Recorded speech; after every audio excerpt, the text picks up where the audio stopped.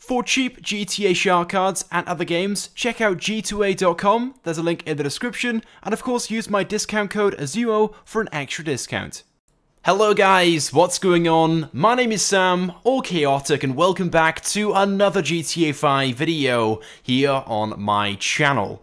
Now in today's video, I'm going to be showcasing the all-new Vapid Flash GT in GTA Online, which, yes, as I'm making this video, isn't available yet, but will be very soon, possibly as soon as tomorrow. But whenever this vehicle is going to be released, the idea, of course, of this video is to showcase this vehicle, go over a few things that you guys need to know about it, so when it is available, you can decide whether it's worth buying and spending money on.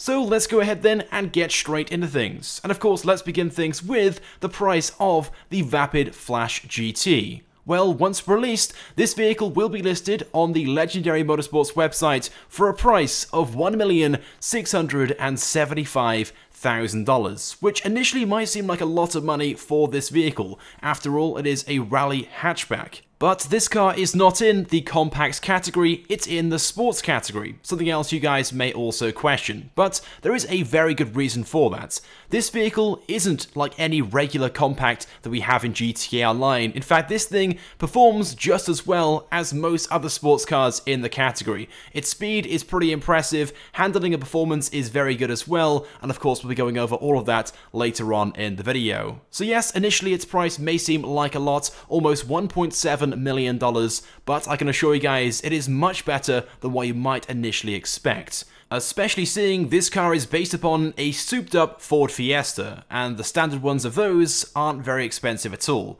But this isn't just any Ford Fiesta, this is the Ford Fiesta Rs RX, basically a much faster performance rally version of the Ford Fiesta, and as I'm sure many of you guys know, Ken Block has his very own Ford Fiesta Rs RX. In fact, this vehicle actually has a few references and Easter eggs to him, which I'll be showing you guys in a few moments. Now when it comes to customization, now as you guys can imagine, with this being a pretty awesome rally or street racing looking vehicle, although you can't return it to standard, there is plenty of customization available for this vehicle. So to start things off, we have 5 different exhaust options, with 2 of the options being side exits, which I know many of you guys are going to love. The stock exhaust is pretty nice, but my personal favorite being the twin exit exhaust, so I selected that.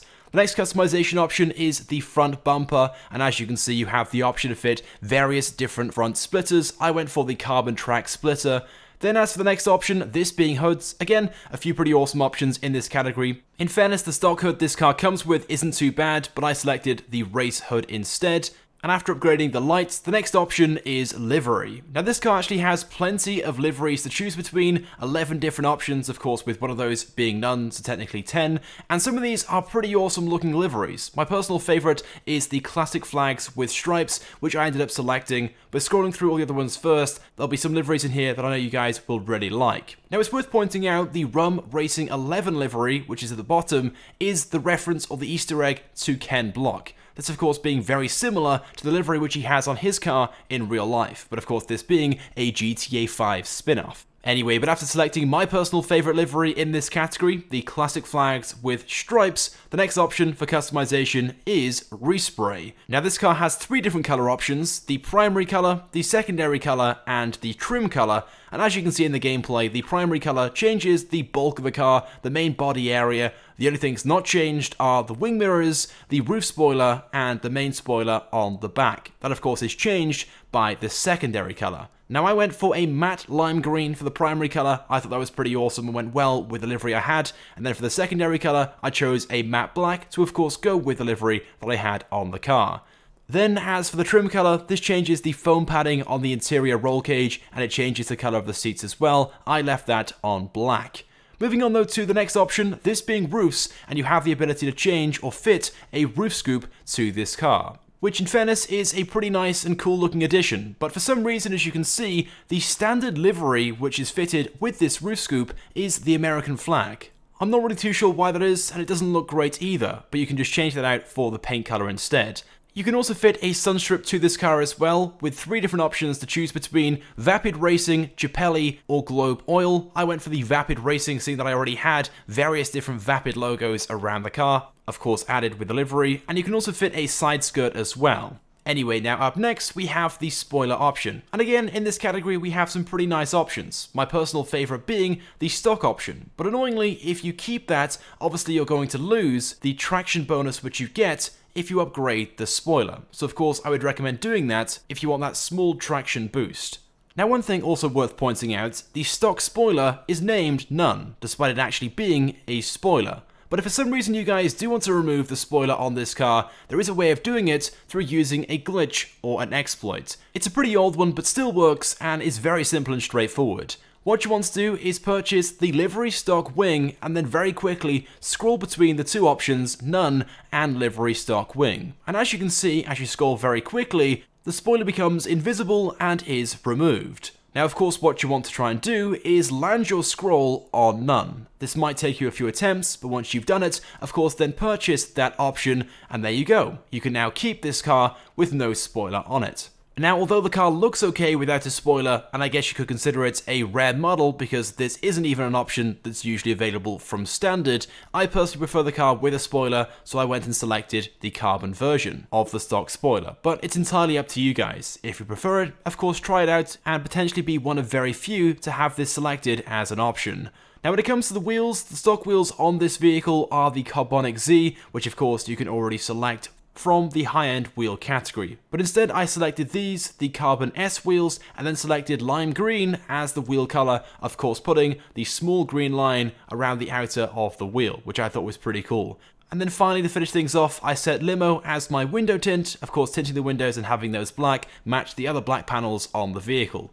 And there we go, that is it then for the customization of the Vapid Flash GT. Like I said, quite a few customization options available for this. Not a crazy amount because it already is highly customized and modified when you buy it from stock, but certainly some nice additions to improve it and customize it to your own liking. Now up next, of course, you guys will want to know what this car is actually like to drive around, and in the terms of its performance and speed as well. Well, this car is pretty impressive. I myself really like this, not just because it's a really cool looking car, but in the terms of its performance, I can now see why Rockstar have put this in the sports category instead of the compacts, which this car technically is, and why they're charging almost $1.7 million plus the cost of upgrades, probably taking the total to around $2 million.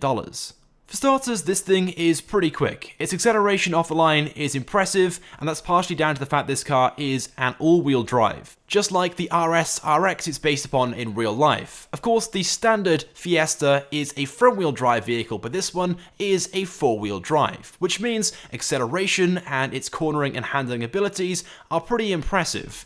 Now, although its top speed isn't quite as high as some of the faster sports cars in the category, which are typically around 120 to 125 miles an hour, and the top speed of this is just 115 to 117, and it really struggles above 110, it really is its performance, its acceleration, and the handling which makes up for it.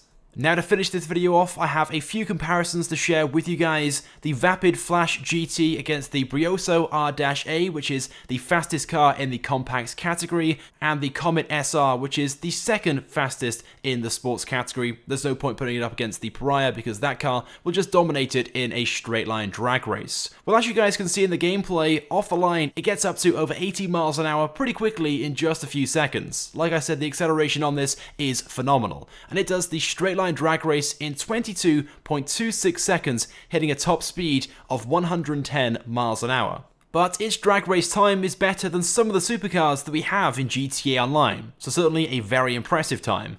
But up next we have the Brioso R-A. Now this is to show you guys really how much better it is and why Rockstar haven't put the new Flash GT in the compacts category.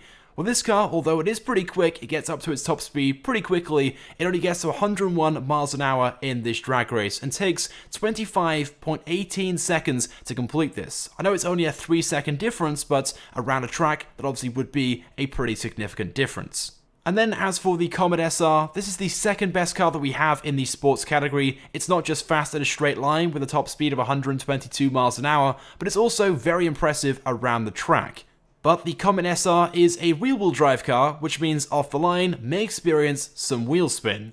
And although before doing this drag race I expected the Comet SR to beat the Flash GT, it didn't. This had a time of 23.11 seconds, despite hitting a top speed of 116 miles an hour that was faster than the 110 that the Flash GT hit. But it's all down to the acceleration of the Flash GT off the line. It got up to 80 miles an hour extremely quickly, whereas this experienced wheel spin off the line, and its acceleration isn't quite as fast as the Flash GT. But of course, straight line drag races aren't everything, and with the Comet SR being the second best in the category around a track, how exactly does the Flash GT compete? Well, as you guys can see in the gameplay, I am no race driver, but I've created my very own track down at the docks, and although it's nothing special, it incorporates a few different things, some very tight turns, some nice lengthy straights and stuff like that.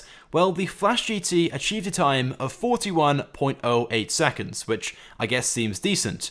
Well, against the Comet SR, it is exactly the same time. It completes this track in 41.08 seconds, which I didn't think would be the case, because the Comet SR just feels a little better when it comes to cornering, but I guess it's the acceleration from the Flash GT which makes up for it. Now, I myself, like I said, am not really that great at driving when it comes to GTA 5, so for better and more professional drivers, you might find a better result for the Flash GT. It is certainly a very impressive car, and not quite what I was expecting. So there we go. Although initially it may seem expensive at $1,675,000, it certainly lives up to its price. It's pretty impressive off the line, in a straight line, and around the track. It looks good as well, and there's certainly plenty of customization. So I think it's safe to say that I myself am very impressed with the Flash GT. I am definitely sold upon it and would recommend it to you guys as well. But I of course want to hear your thoughts and feelings on this car. Do you guys like it? Will you be buying one? So go ahead and leave a comment right now.